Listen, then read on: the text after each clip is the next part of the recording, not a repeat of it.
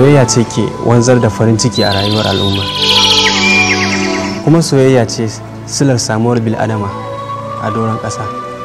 Sannan albarkacin soyayya ake samun yafiya.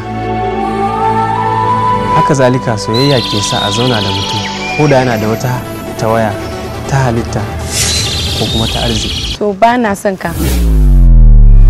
Ka je ka samu daidai da zuciyarka, amma ni ba na son ka.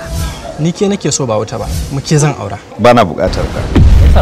Ana ganin bai cancanta a ce ya wahalar da kansa akan abin da bai da wani fa'ida ba. Uwar mu ɗaya uban mu ɗaya da shi. Ku zo zan haɗa zumunci ki ce ba haka ba, wallahi ba a haife ki ba.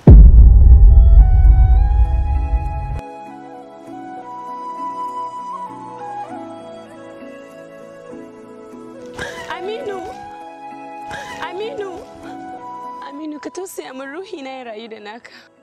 Yanzu kuma bakin alƙalami ya riga da ya bushe. Ki yi haƙuri. Umma, ba a siyan soyayya da kuɗi. Sannan rayuwa da wani Aminu tamkar zaman kurkuku ne a gare ni. Haka Allah ya kausar, ba rabon ki bane.